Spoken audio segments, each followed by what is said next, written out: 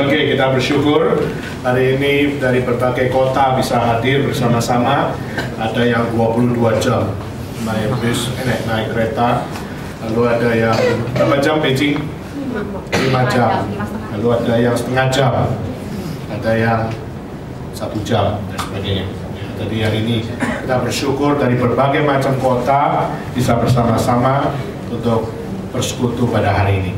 Sebelum kita akan mulai, saudara, kita sekali lagi saudara naikkan lagu nomor kelima. Nomor kelima akan menjadi moto kita. Jadi satu lagu moto kita di dalam kita selama 3 hari 2 malam ini kita bersama-sama berdoa kepada Tuhan supaya setiap kita punya satu hati yang satu. Hati yang satu bukan untuk diri sendiri, tapi hati yang satu adalah untuk di dalam kerajaan Allah kita berbagian memberitakan Injil Tuhan. Maka saudara, saya mengajak saudara sekali lagi, kita bagi berdiri, kita naikkan ayat pertama dan ayat yang terakhir.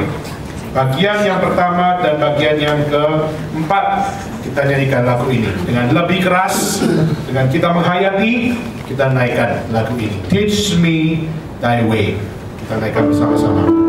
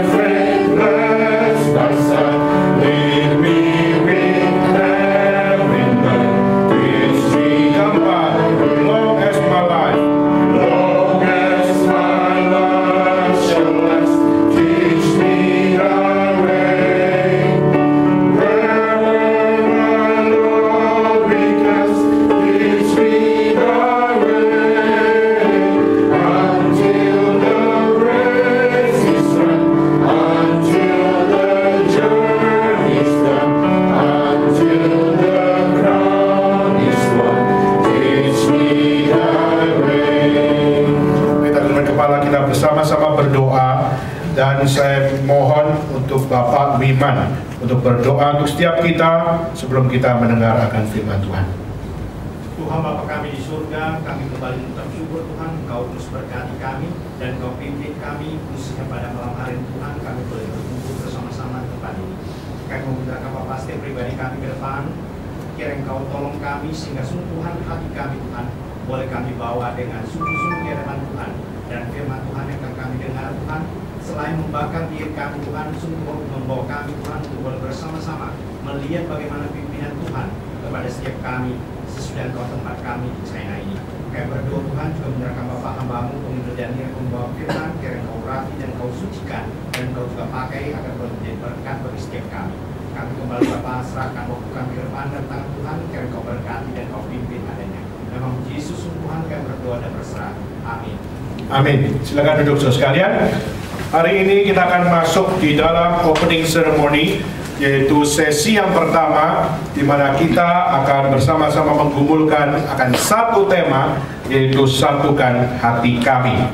Maka hari ini saya akan mengambil akan satu tema, yaitu seek first, atau cari dan hal yang utama, dan usahakan hal yang utama. Maka hari ini saya akan mengajak saudara membuka, yaitu di dalam 2 bagian. Pertama kita membuka di dalam Markus 12 ayat 30 sampai 32. Pertama saya mengajak saudara melihat Markus 12 ayat 30 sampai ayat yang ke-32. Bagian ini adalah satu bagian yang sering kali dikutip, dan saya mengajak saudara sekali lagi untuk membaca akan bagian ini. Markus pasal yang ke-12 ayat 30 sampai ayat yang ke-32.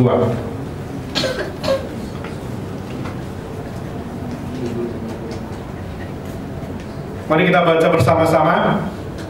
1, 2, 3. Kasihlah Tuhan Allahmu dengan segenap hatimu dan dengan segenap jiwamu dan dengan segenap akal budimu dan dengan segenap kekuatanmu. Dan hukum yang kedua ialah kasihilah sesamamu manusia seperti dirimu sendiri. Tidak ada hukum lain yang lebih utama daripada kedua hukum ini. 32. Lalu kata ahli Taurat itu kepada Yesus, tepat sekali guru, benar katamu itu, bahwa ia Esa dan bahwa tidak ada yang lain kecuali dia. Bagian kedua, saya mengajak saudara membuka Matius pasal yang ke-6. Matius pasal yang ke-6 ayat ke-33. Matius pasal 6 ayat 33. Mari kita baca juga bersama-sama. 1, 2, 3. Tetapi carilah dahulu kerajaan Allah dan kebenarannya, maka semuanya itu akan ditambahkan kepadamu. Sekian pembacaan akan firman Tuhan.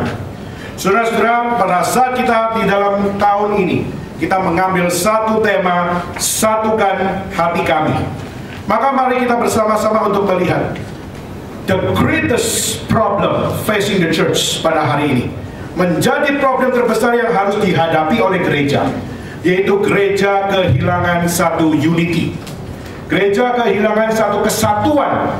Gereja kehilangan akan satu hal di mana mereka memiliki oneness di dalam setiap diri mereka sebagai orang Kristen. Banyak dari mereka sudah tidak lagi peduli dengan unity. Banyak dari mereka sudah tidak peduli dengan apa yang namanya kesatuan. Kenapa, saudara? Karena banyak dari mereka sudah menganggap bahwa kesatuan itu adalah sebuah hal yang idealis, sesuatu yang kelihatannya terlalu tinggi, sehingga seakan-akan itu bukanlah sebuah realita bahwa kita bisa bersatu. Saudara, hari ini kita dari berbagai macam kota. Ada yang dari Beijing yang paling atas atau Tianjin yang paling atas, dan ada yang dari Guangzhou yang paling bawah. Dan kita pada saat melihat di sini dari selatan dan utara, kita melihat kita hari ini bersama-sama disatukan. Pertanyaannya adalah kenapa kita harus mengangkat satu tema, yaitu satukan hati kami, saudara. Karena problem terbesar dari gereja, dari utara sampai selatan, bukanlah karena sesuatu hal yang kita anggap sebagai sesuatu yang di dalam atau di luar apa yang kita kerjakan. Tetapi saudara, problem terbesar yang kita hadapi hari ini adalah problem terbesar yang berada di dalam kita sendiri. Kita sudah kehilangan unity di dalam diri pribadi kita masing-masing. Di dalam gereja kita masing-masing, kita sudah kehilangan akan satu unity. Hal yang kita pikirkan hanya secara lokal, hal yang kita pikirkan hanya secara apa yang kita lihat dengan mata kita. Kita mungkin bisa katakan Beijing mungkin akan peduli hanya dengan Beijing. Kita akan melihat Guangzhou mungkin hanya peduli dengan Guangzhou. Atau kita melihat dari kota-kota yang lain, mereka hanya melihat kepada satu hal, yaitu mereka hanya melihat diri mereka sendiri. Tetapi kenapa kita perlu yang namanya satukan hati kami? Karena visi jika disatukan, maka hati juga harus bersatu. Tapi pada saat kita melihat di sini, coba lihat saudara, di saat kita melihat visi harus bersatu, tapi pertanyaannya, apakah itu cukup? Maka tidak. Maka di saat visi harus bersatu, maka di sini hati kita pun juga perlu bersatu. Maka saudara, problem kita adalah seringkali kita ignore one another. Problem of ignorance seringkali menjadi satu problem terbesar, karena kita hanya terjebak di dalam individualisme, atau kita hanya peduli dengan apa yang kita lihat saja. Maka sudah di saat kita masuk di dalam satu problem terbesar itu, yaitu ignorance, sehingga kita menganggap unity menjadi sesuatu yang tidak perlu lagi, maka sudah tidak mungkin dapat melakukan apa yang saudara mau. Maka sudah coba lihat problem terbesar di dalam gereja, di dalam apa yang kita jalani hari ini, macam-macam. Ada yang like dislike, saya tidak suka ini, saya suka itu. Maka akhirnya like dislike menjadi salah satu problem yang harus dihadapi oleh gereja. baik di utara maupun di selatan. Kedua, problem yang mungkin kita bisa lihat adalah problem of communication, di mana kita memiliki akan satu concern, tapi seringkali concern itu tidak dibaca secara baik, sehingga akhirnya muncullah akan another problem. Lalu kita juga melihat bagaimana dalam satu pelayanan kita menemukan satu dengan yang lain akhirnya berkompetisi. Aku mau lebih daripada dia, aku mau lebih dipandang daripada dia, dan sebagainya. Akhirnya gereja menjadi sebuah gereja yang berkompetisi dan sebagainya. Maka sudah akhirnya kita melihat banyak sekali hanya karena urusan itu gereja akhirnya jatuh. Gereja jatuh bukan di dalam satu hal moralitas, tapi gereja sudah jatuh di dalam apa? Gereja jatuh di dalam ignorance. Ignorance terhadap apa? Terhadap everything. Saya hampir mau menangis, saudara, pada saat melihat orang-orang yang selama ini kita anggap sebagai orang yang tidak beres, justru adalah orang-orang yang memiliki ketekunan untuk mengerjakan sesuatu di saat yang mereka imani itu salah. Tapi herannya adalah di dalam kesalahan mereka, mereka justru rajinnya minta ampun. Justru kita yang sudah menikmati hal yang benar, menikmati akan satu hal di mana kita dapat mengenal Allah kita, mengenal apa yang diimani oleh gereja yang benar, kita sudah memperoleh semuanya itu. Tapi problemnya adalah kita seringkali sudah tidak lagi bisa concern, kita nggak bisa lagi mencari, kita nggak bisa lagi untuk fokus kepada yang paling utama di dalam kita melayani Tuhan. Sebelum saya tiba di Suzhou, saya kemarin baru tiba dari Xiamen, dan pada saat saya tiba dari Xiamen ke Shanghai, lalu saya punya kesempatan melihat satu rekaman di mana ada seorang presiden yang dia menjadi seorang presiden komunis.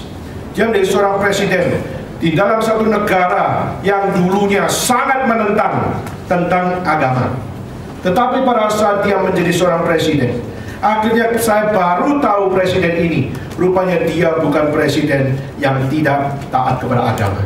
Justru dia adalah seorang yang taat kepada agama. Pada saat dia di dalam malam Natal, dia datang ke sebuah gereja tempat di mana dia pernah dibaptis waktu kecil, di mana mamanya membaptis, membawa akan anak itu pergi ke gereja, lalu anak itu dibaptis, dan dia melakukan itu secara diam-diam. Kenapa? Karena papanya adalah orang komunis, karena papanya adalah orang yang tidak mengizinkan untuk anaknya jadi Kristen. Maka pada saat itu akhirnya dia bawa ke gereja diam-diam, lalu baptis anak ini supaya anak ini bisa menjadi orang Kristen, dan kelak dia akan menjadi orang yang memiliki power dan dia dapat dipakai Tuhan. Saya akhirnya pada saat mendengar cerita itu, saya tidak menyangka orang ini akhirnya memiliki histori yang seperti itu. Lalu setiap tahun, setiap hari dia baca Alkitab, dan setiap hari dia juga mengerjakan tugasnya sebagai seorang presiden. Dan pada saat dia membicarakan segala sesuatu, dia selalu membicarakan bukan dengan egoisme dirinya, tapi dia membicarakan tentang apa yang dia imani. Dia mengatakan, gereja hari ini jika tidak kembali kepada kitab suci, maka gereja akan mempermainkan akan fungsinya untuk mengotori dunia ini. Maka dia bilang, jika gereja tidak kembali kepada kitab suci, maka gereja justru adalah biang masalah dari seluruh dunia ini. Saudara, siapa yang saya maksud hari ini? Seorang yang bernama Vladimir Putin. Siapa Vladimir Putin? Dia adalah presiden dari Rusia. Apakah saudara membayangkan di dalam tradisi Rusia, kita lihat seorang presiden Kristen berdiri dan membicarakan tentang Tuhan. Saudara tahu, Rusia bukan negara yang percaya pada Tuhan. Rusia begitu banyak akan satu hal di mana mereka menantang setiap akan hal-hal yang berbau agama. Karena bagi mereka, agama itu adalah melemahkan semangat orang. Tetapi justru kita melihat Vladimir Putin bilang, pemerintah harus belajar dari gereja. Pemerintah harus bermoral kembali seperti apa yang diimani oleh gereja.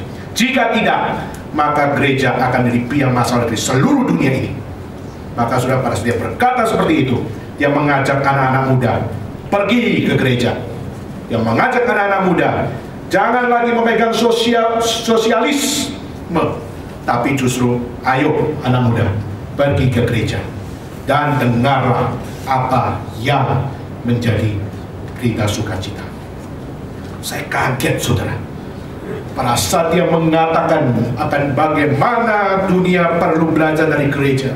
Di saat gereja banyak hari ini dihina-hina, dia hari ini berkata bahwa semua harus belajar dari gereja. Karena gereja lah terdapat sebuah legacy, moralitas terbesar di dalam dunia ini. Saya bingung di saat membandingkan dengan Amerika, di mana Amerika yang banyak diketahui sebagai negara Kristen. Tapi saudara lihat, Obama justru melakukan hal-hal yang tidak kembali kepada kitab suci.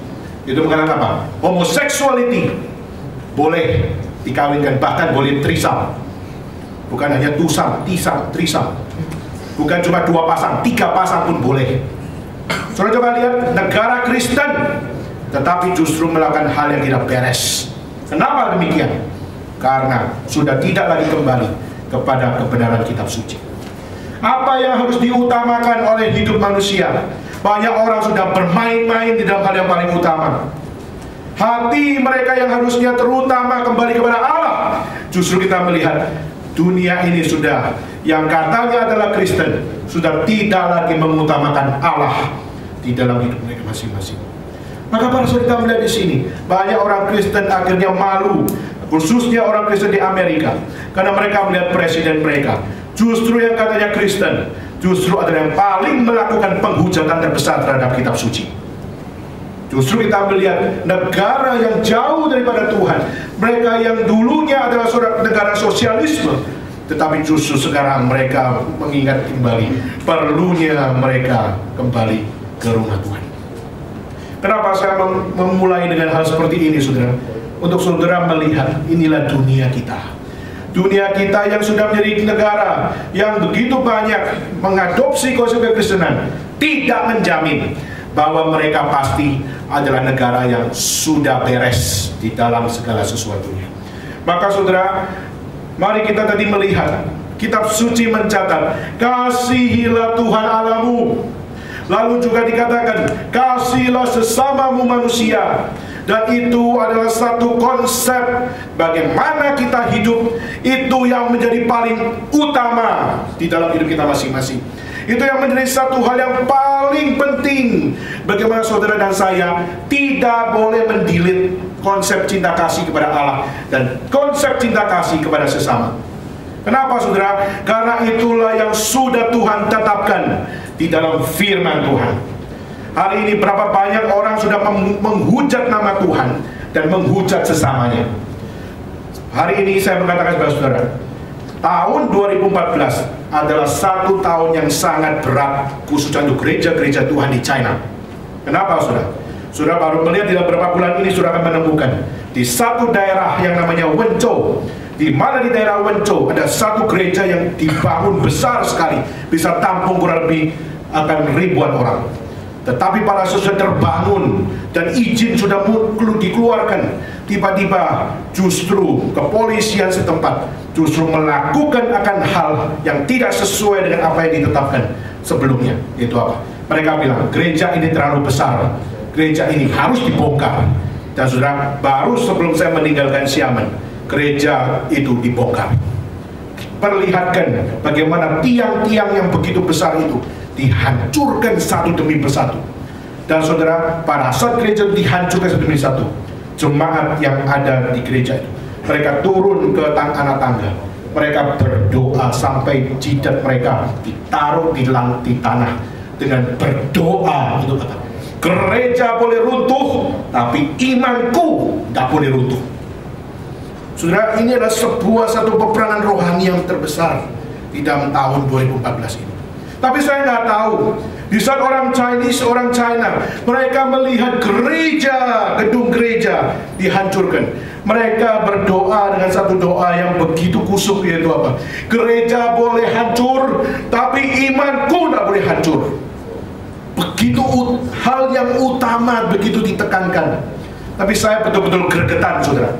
Kenapa? Kita orang Indonesia yang percaya pada Allah.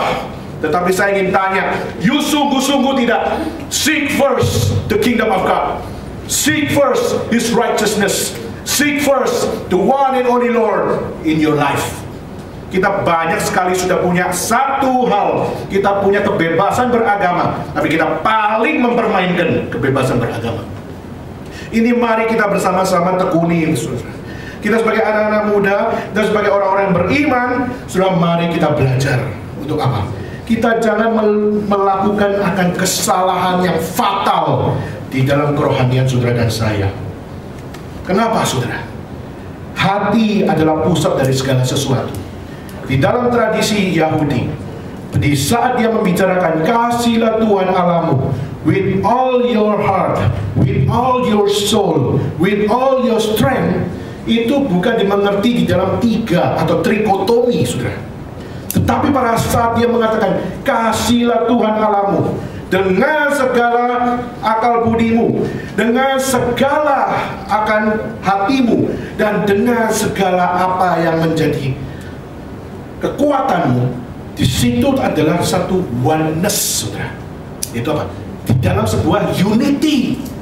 Pikiran nggak bisa lepas dari hati. Hati tidak bisa lepas dari kelakuan. Kelakuan tidak bisa lepas dari setiap ekspresi yang ada di dalam diri saudara masing-masing. Kecuali saudara seorang aktor yang bisa pian-pian, yang bisa berubah-ubah seperti bunglon.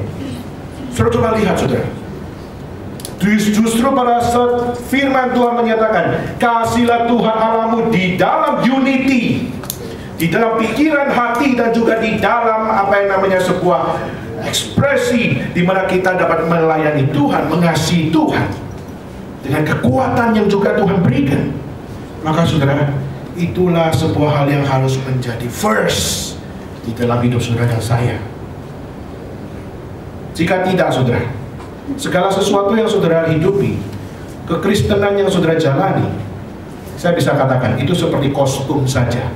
Saudara setiap hari ganti baju, bukan hari ini pakai Quicksilver, besok saya pakai Billabong, besok saya pakai Giordano, lalu saya besok mungkin pakai Hermenegildo Segna dan sebagainya. Saudara akan menganggap kekristenan just the clothes that you wear. Saudara akan menganggap bahwa semuanya itu bisa kok gua ganti-ganti sendiri. Tetapi saudara, sebagai anak Tuhan, justru kita melihat kasihlah Tuhan Allahmu di dalam unity. Maka saudara, itu bukan sebuah seperti pakaian yang kita bisa ganti besok dan besok dan besok. Tetapi pada saat kita mengatakan mengasihi Allah dengan segala apa yang ada dalam pikiran, di dalam kelakuan, di dalam hati, dan juga di dalam setiap kekuatanmu, itulah sebuah hal yang bagaimana, yang utama bukan itu. Yang utama adalah mengasihi Allah di dalam hidup saudara. Saudara, saya mengajak saudara untuk melihat di dalam satu konteks, yaitu di dalam 2 Tawarik pasal 25. Saudara, di dalam 2 Tawarik pasal 25 ayat 1-6 itu ada satu raja namanya Amasya. Amasya adalah seorang raja Yerusalem, saudara. Tetapi saudara, saya mengajak saudara untuk melihat, not every Christian are pure Christian. Dan semua orang yang kelihatannya sudah melayani Tuhan adalah orang yang betul-betul sungguh-sungguh untuk mengerjakan sebuah pelayanan yang benar di hadapan Tuhan. 2 Tawarik pasal 25 ayat 2, saudara. Saudara tahu Tawarik di mana? 2 Tawarik itu ada di setelah kitab Kejadian.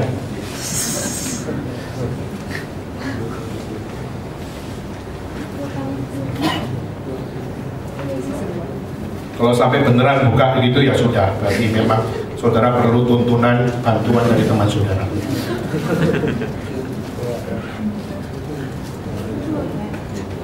Akhirnya saudara confused, bukan? 2 Tawarik ada di mana? Makanya it's time for you to repent, untuk saudara buka Alkitab everyday. 2 Tawarik pasal 25. Saudara, ayat pertama sampai ayat yang ke-16. Tapi saya nggak suruh saudara untuk baca, tapi saudara saya akan mengajak saudara untuk melompat satu ayat demi ayat. Saudara, di situ saudara akan melihat seorang raja namanya Amasya, di mana dia berumur 25 tahun. Saudara, siapa yang umur 25 di sini? Ya, beberapa. Ya, saya tahu. Saudara nggak ngaku pun saya tahu. Ya. Tapi bedanya adalah saudara 25 tahun belum jadi raja, ya, masih di mahasiswa. Mahal sih mahal, tapi masih siswa. Ya. Kalau ini sudah jadi raja, saudara, 25 tahun. Dan merasa dalam 25 tahun dia menjadi raja berapa lama, saudara? 29 tahun. Ini bukan berarti aneh matematikanya salah, saudara. 29 tahun itu di dalam masa bagaimana dia memerintah. Bukan dari lahir langsung jadi raja, bukan ya, tapi dia di dalam pemerintah 29 tahun. Sudah coba lihat, apa sih yang menjadi problem dari Amasya? Dia adalah seorang raja. Raja kalau di dalam tradisi dari Yahudi itu harus diurapi oleh Allah. Diurapi oleh Allah melalui nabi-nabi. Maka pada saat ada seorang nabi yang mengurapi raja dan mengatakan kamu akan menjadi raja, maka di situ ada pengurapan secara spiritual kepada seorang raja. Kenapa? Pada saat kamu menjadi seorang raja, kamu bukan mewakili hanya bangsa ini, kamu sebagai representatif Tuhan di dalam bangsa ini. Tetapi saudara, coba melihat, saya akan mengajak saudara melihat 3 problem di dalam bagian ini.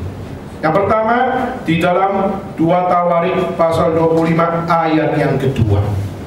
Coba lihat. Coba saudara concern. 25 ayat yang kedua. Apa yang tertulis di situ? Ayo, yang pria, coba bacakan. 1, 2, 3.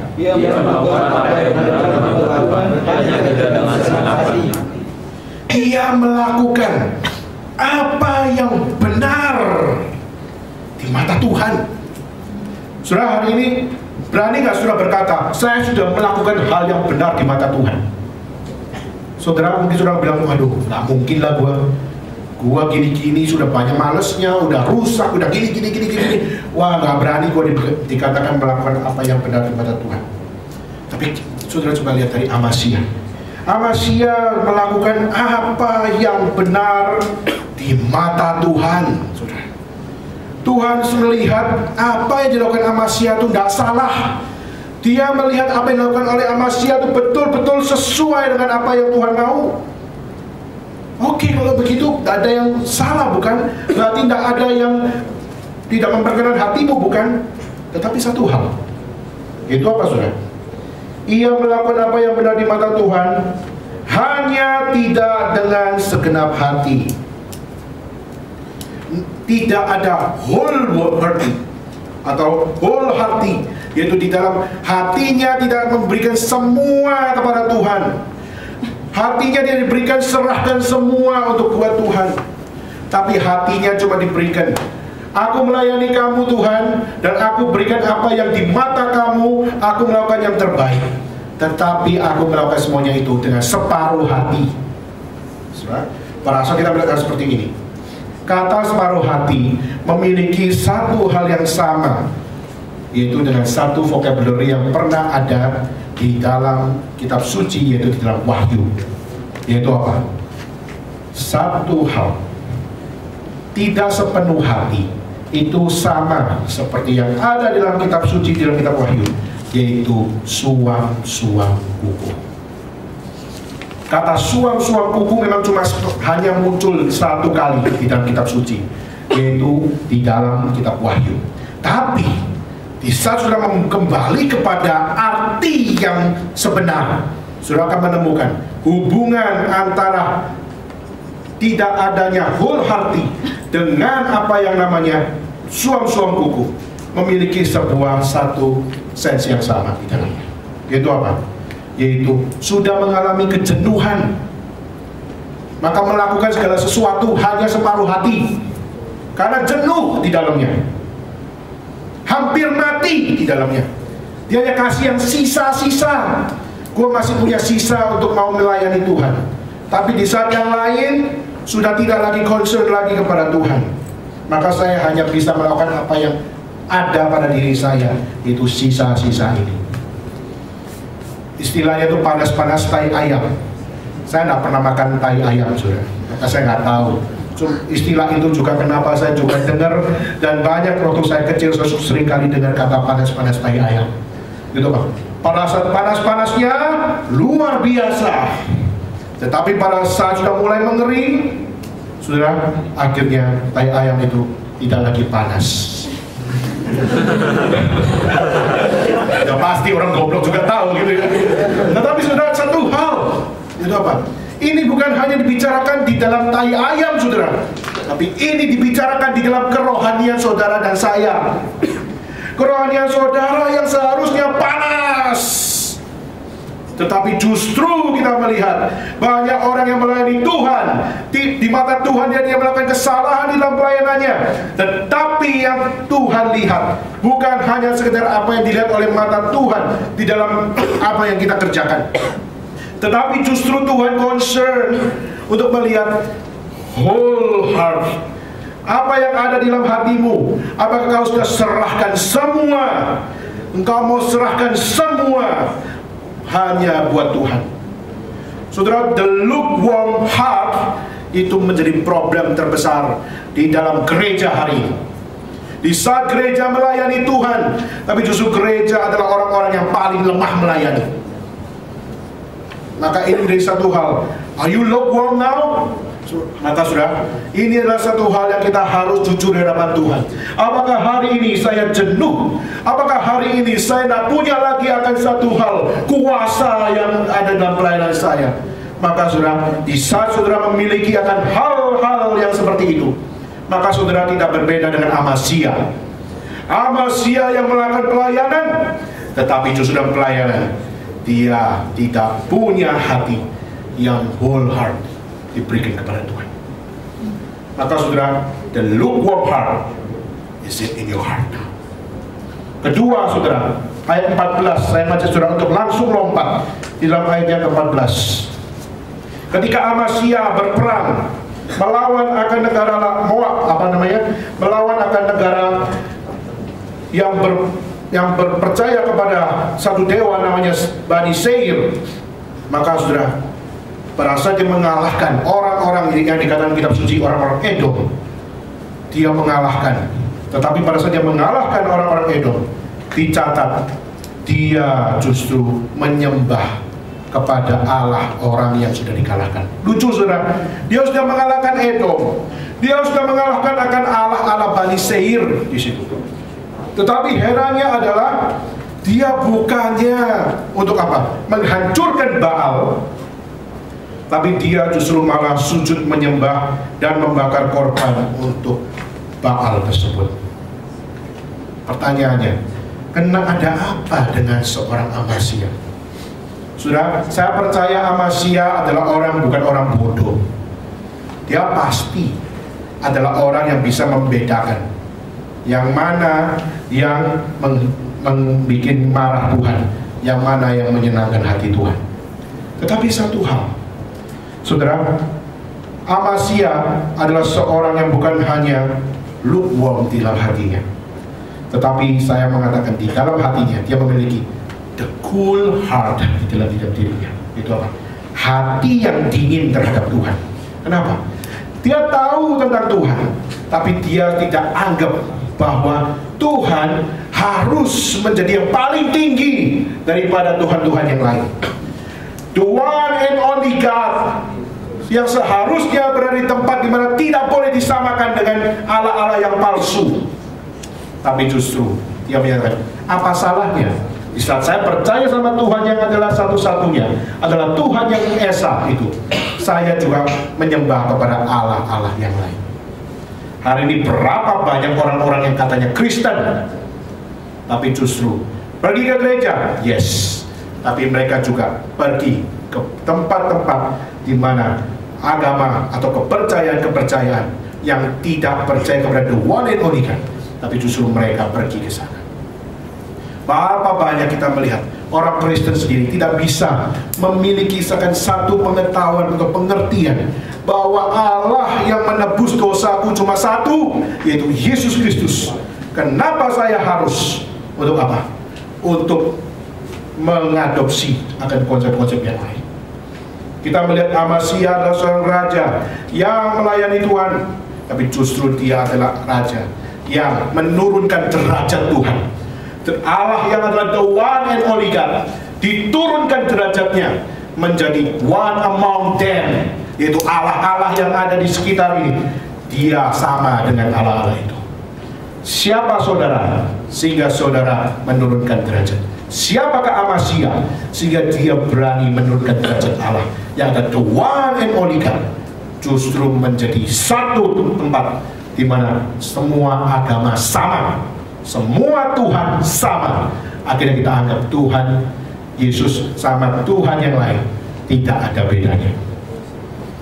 Saudara, berapa banyak kesempitan hati orang-orang yang katanya Kristen, tapi justru memahami Allah, sudah melayani Tuhan, tapi memahami Allah di dalam konsep yang totally wrong di dalam diri mereka. Maka saudara, hatinya begitu dingin, bukan lagi berkobar untuk mengutamakan Tuhan sebagai the one and only God, tapi justru menurunkan derajat Tuhan dan menyamakan dengan yang lain. Maka saya berkata, is it in your heart? Is the cool heart is in your heart today?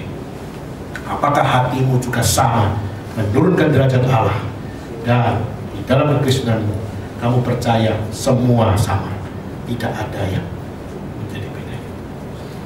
Bagian ketiga, itu di ayat ke-16. Kita lompat satu ayat 16. Di saat itu Amasya sudah melakukan hal yang fatal. Lalu ada seorang nabi yang justru mengatakan, mengapa engkau mencari Allah sesuatu bangsa yang dapat melepaskan bangsanya sendiri dari tanganmu? Saudara, apakah yang menjadi statement dari nabi ini salah? Kamu sudah kalahkan Bani Air punya Allah, kok kamu masih menyembah Allah yang kalah itu? Saudara, justru di saat dia sebagai seorang yang beriman kepada Tuhan yang only God, tapi dia sekarang kelihatannya rendah hati sekali. Untuk apa? Untuk mau menerima akan Allah yang totally sudah salah dan totally kalah dan sebagainya. Tapi saudara, justru apa yang muncul di dalam respon seorang Amasya? Apa yang sudah baca di situ? Ayat 16. Apakah kami telah mengangkat engkau menjadi penasihat raja? Shut up! Apakah engkau mau dibunuh? Sudah, coba lihat. Ini adalah orang yang katanya melayani Tuhan. Di saat seorang nabi berbicara, lalu mengatakan, mengapa kamu justru menjadikan Tuhan yang sudah kau kalahkan itu justru menjadi Tuhanmu? Lalu kau apakan Tuhan yang selama ini kau imani? Langsung jawabannya adalah apa? Apa urusan kamu? Emangnya gua yang mengangkat kamu menjadi penasihatku? Shut up! Diamlah engkau. Kenapa? Karena engkau tak berhak untuk bicara. Sudah coba lihat. Pertama, memiliki the lukewarm heart. Kedua, memiliki the cool heart. Ketiga, the stone heart. Stone heart itu apa? Sudah bisa lagi diajak bicara, diajak ngomong, sudah pokoknya itu tak bisa lagi berubah. The stone heart, hatinya seperti batu. Itu apa? Ditegur oleh nabi, ditegur oleh firman Tuhan, tapi justru mengatakan, hey you yang bicara firman Tuhan, shut up. Saya bayangkan saudara langsung berdiri dan mengatakan, Daniel, penginjil Daniel, shut up. Langsung saya juga bilang, you shut up juga. Kenapa? Karena di saat kita melihat, di saat firman Tuhan diberitakan, saudara harus untuk memperhatikan, karena firman itu bukan milik manusia. Firman bukan hasil pemikiran manusia. Firman adalah original, adalah dari Allah. Firman adalah berotoritas bukan dari manusia, tapi firman Tuhan otoritasnya adalah dari Allah. Dan firman Tuhan bukan mengikuti selera manusia atau keinginan manusia, tapi firman Tuhan mengikuti selera Allah. Maka dengan demikian, saudara harus mencui, saudara harus memperhatikan setiap firman Tuhan itu adalah hal yang sedang membuat saudara untuk apa? Membuat saudara seharusnya sadar ada yang harus dirubah di dalam hidup saudara dan saya. Banyak hamba Tuhan hari ini mengalami pengancaman pada saat misalnya penginjil Daniel, jangan khotbah terlalu keras ya, kalau terlalu keras nanti mental. Seringkali saya dibicara seperti itu. Dan saudara, pada saat saya berdoa sama Tuhan, Tuhan kalau mental gimana? Sudah capek-capek di bawah.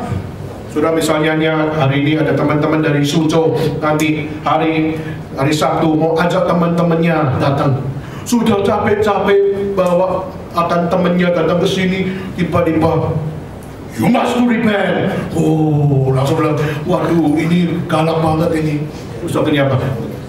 Oh ngapain sih ngajak gua? Udah gini. Dan akhirnya kita melihat bagaimana firman Tuhan akhirnya dinilai oleh kita menurut selera kita, dengan otoritas kita memakai originalitas kita sendiri.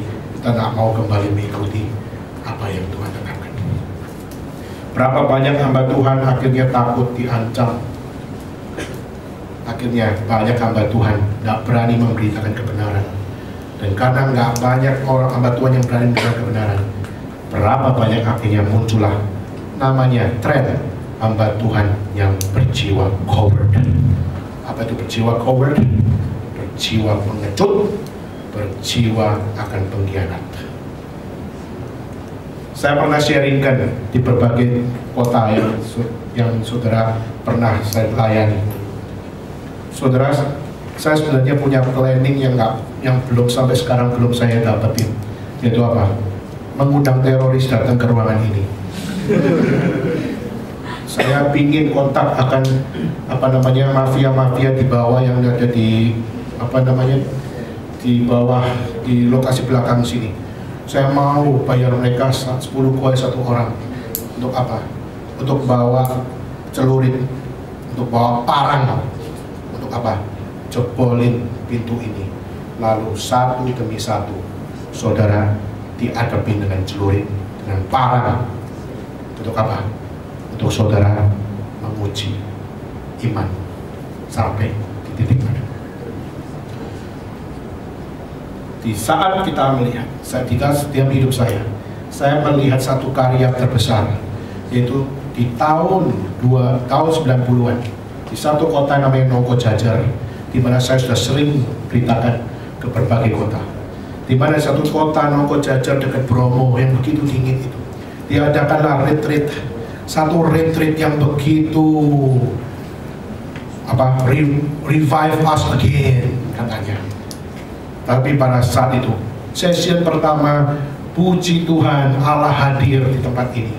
Hari kedua juga sama, puji Tuhan Allah hadir di tempat ini.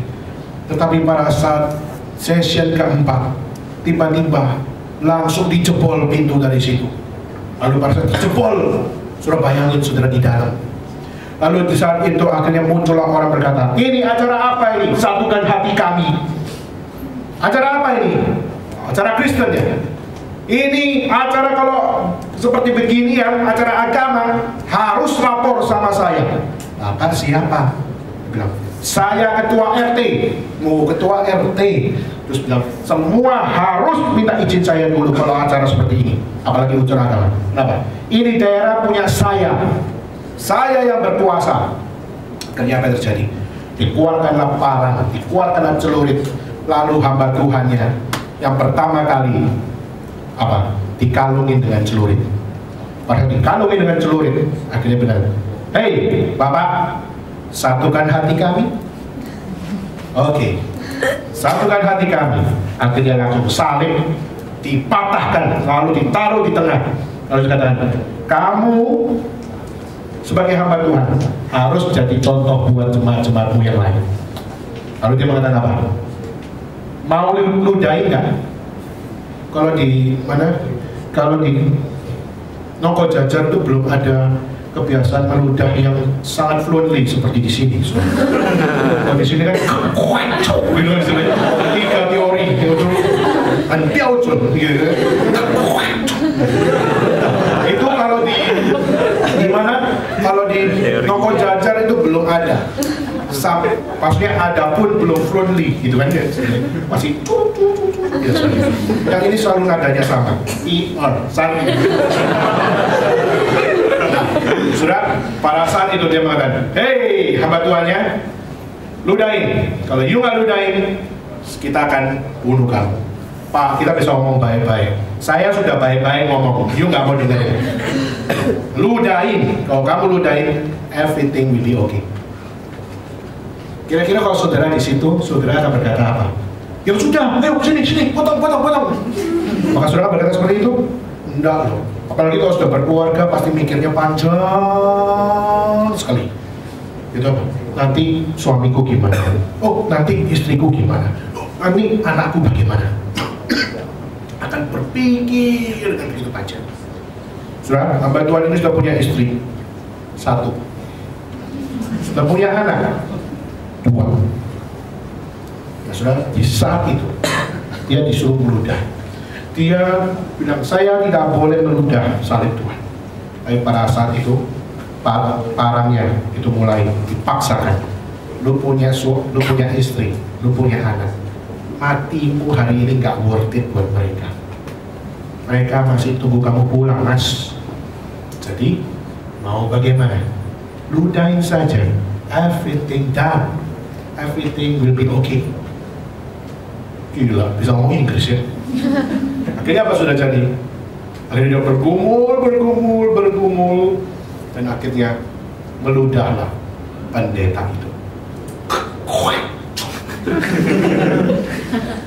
Saudara, kalau saudara melihat saya lalu diparang seperti itu, dicelurit seperti itu, lalu akhirnya saya meludah, saudara akan bagaimana?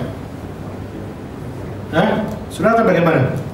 Saya yakin dan percaya, saudara akan tahu. Saudara pasti akan mulai kaget dan melihat, ini hamba Tuhan, kok ngapain dia meludah? Mungkin sudah berpikir yang positif, berpikir, oh dia mau menyelamatkan kita semua, membuka jalan supaya kita tidak dibunuh. Tapi yang negatif juga dia kan pendeta, dia kan hamba Tuhan.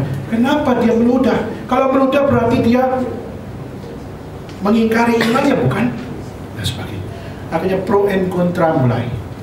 Lalu pada saat pendeta sudah meludah, maka pada saat sudah diludahi, orang-orang mulai bingung dan akhirnya mulai berkata, gua mesti ikut siapa? Ikut pendeta itu meludah, atau ikut keputusan saya, atau ikut temanku yang pertama kali yang akan ditangkap, yang akan disuruh untuk meludah. Saudara akan melakukan apa? Akhirnya satu demi satu dengan caranya sendiri. Ada yang satu dipanggil, ayo, mau meludah, lakukan sekarang. Kalau tidak, gua bunuh kamu.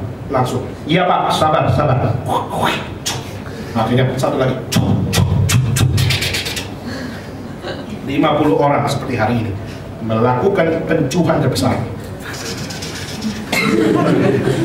Tetapi saudara, satu hal, dari 50-an itu 14 anak tidak mau meludah.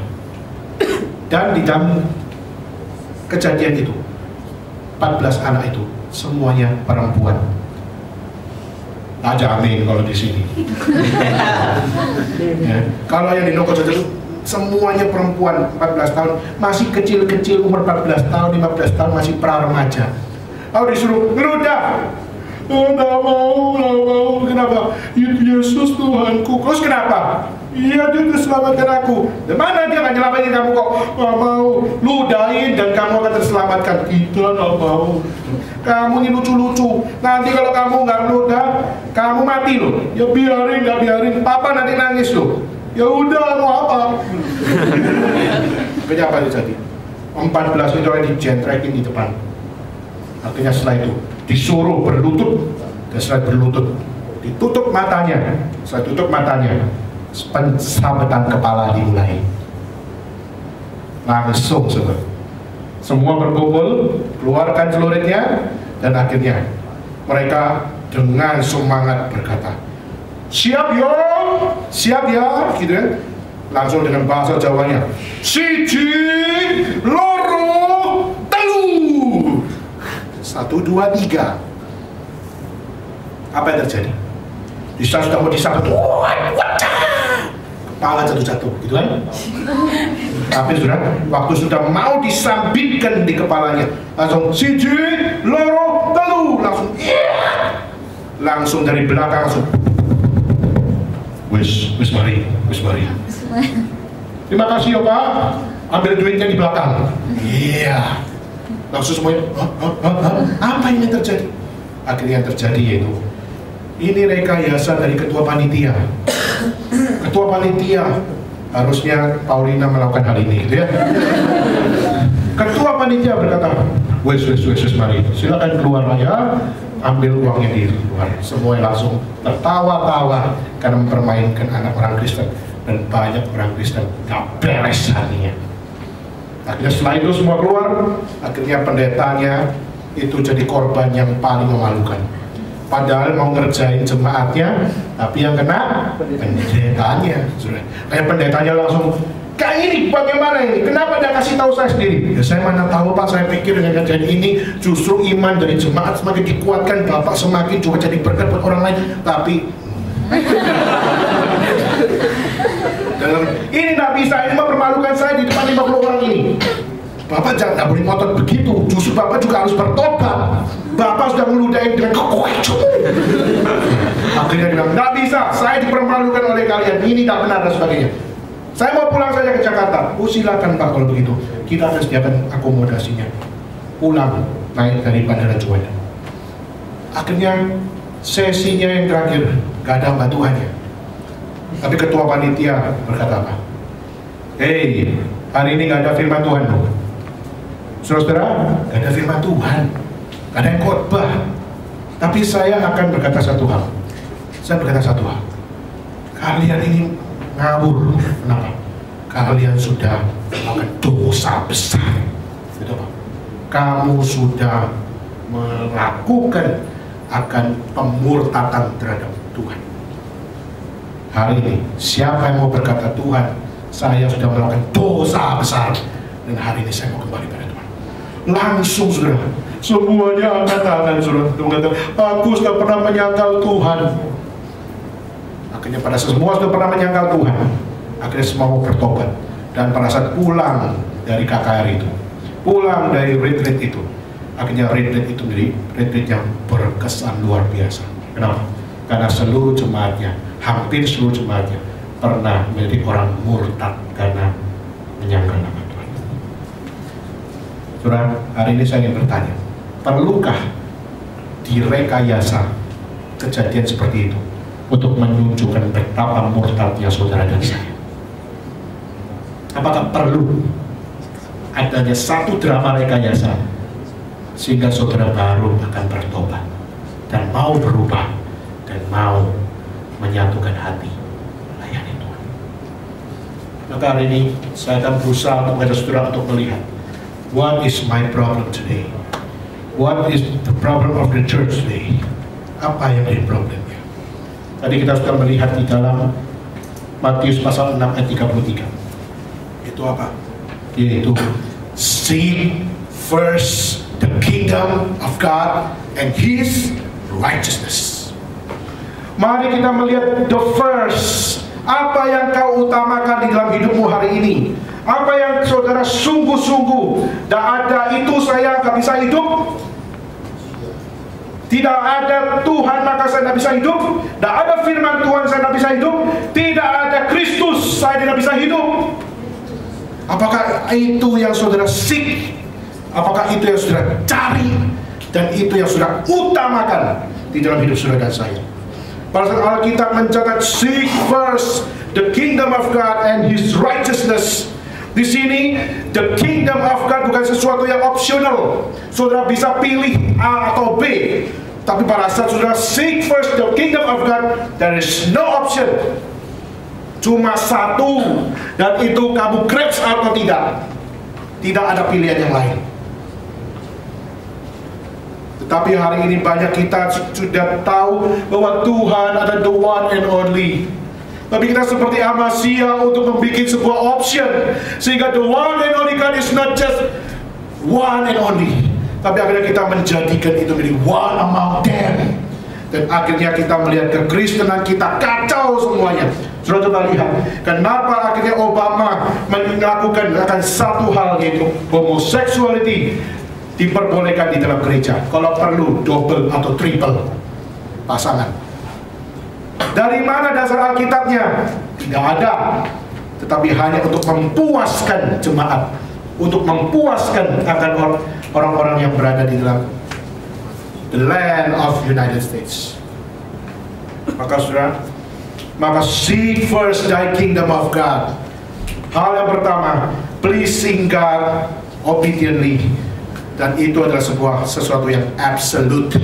Saudara tidak bisa menjadikan itu sebagai sesuatu yang optional. Kedua, seek first the kingdom of God adalah bagaimana melihat the kingdom of God bukan untuk pribadi saya sendiri, tapi the kingdom of God adalah sesuatu yang harus saya apakan, yang harus juga dinikmati oleh orang lain. Maka kita dipanggil menjadi soul winning. Kita dipanggil dari soul winning, yaitu kita dipanggil untuk bagaimana membantu orang lain memiliki personal relationship bersama dengan Tuhan. Saudara, kalau saudara tidak menjadi seorang yang soul winning, tidak mau membantu orang lain untuk mempercayai kepada Tuhan, maka saudara orang yang paling egois di dalam dunia ini. Saudara orang Kristen, yes, tapi you're the egoist Christian. Saudara hanya peduli pada dirimu sendiri. Dan ketika seek first thy kingdom of God, bukan hanya bicara tentang keabsolutan Allah, bukan hanya bicara tentang bagaimana kita membantu orang lain untuk mengenal Dia, tetapi kita juga melihat bagaimana kita harus menjadikan hidup kita dan hidup orang lain bukan hanya sekedar kenal Dia, tapi dapat menjadi seorang disciple. Dan kita melakukan sebuah discipleship, yaitu kita memuridkan teman-teman yang lain dan sama-sama unity, bersama-sama dengan with all your heart, with all my heart, with all my reason, and with all my strength. Aku mau mengasihi Tuhan bersama-sama. Saudara, di dalam dunia ini ada satu teolog namanya Henry Nouwen. Henry Nouwen itu adalah teolog Katolik. Dan dia mengatakan, seorang yang belajar mengenal Tuhan, kamu bisa menemukan kedamaian di dalam Tuhan di saat engkau bersolitude. Solitude itu apa? Itu kamu bersantai teduh, berdiam diri, masuk ke kamar, di dalam kamar yang kosong, kamu berdoa pribadi di hadapan Tuhan. Dan itulah time of conversion di dalam hidup kamu, time of transformation di dalam hidup kamu. Tapi saya nggak setuju dengan apa yang dia katakan. Kenapa? Karena seakan-akan yang bisa menyelesaikan masalah adalah kamu menyelesaikannya sendiri dengan Tuhan. Problem di dalam kita mengenal Tuhan seringkali bukan diselesaikan by your own. No. Justru gereja menjadi the place of spirituality. Justru gereja seharusnya menjadi the place of conversion. Seharusnya gereja menjadi the place of transformation. Gereja menjadi the place of unity, mengasihi Tuhan bersama-sama. Untuk apa? Untuk melayani Tuhan. Maka saya tutup dengan satu statement dari seorang guru besar dari Clairvaux, yaitu namanya Bernard de Clairvaux. Dia mengatakan satu hal, we are His people, please hear His voice, harden not your heart. Saudara, dia hanya mengatakan satu hal, saudara mau berubah hari ini, dengarlah suaranya, karena domba hanya mengenal suara gembalanya. Maka hear thy voice, dengarlah firman Tuhan. Enak tidak enak kau dengar hari ini, hear thy voice and harden not your heart. Jangan keraskan hatimu. Kenapa? Karena ada yang mau Tuhan ubah di Itu apa? Salah satunya. What is the first? Apa yang saudara utamakan itu? Sudahkah engkau menggrab semuanya? Saudara bukan menjawab saya. Saudara menjawab Tuhan yang sudah berfirman memanggil orang yang lemah ini untuk memanggil engkau. Kembali kepada Dia hari ini juga. Mari kita bagi begini bersama-sama. Kita naikkan sekali lagi. Teach me thy way, O Lord. Dan biarlah lagu ini menjadi satu doa kita di hadapan Tuhan. Biarlah kita seek first the kingdom of God and His righteousness. Dan biarlah firman Tuhan mengajar kita masing-masing jalan mana yang harus dituju Tuhan. Dan biarlah hari ini saya mau ke sana. Teach me thy way. Yang wanita saja menaikkan lagu ini.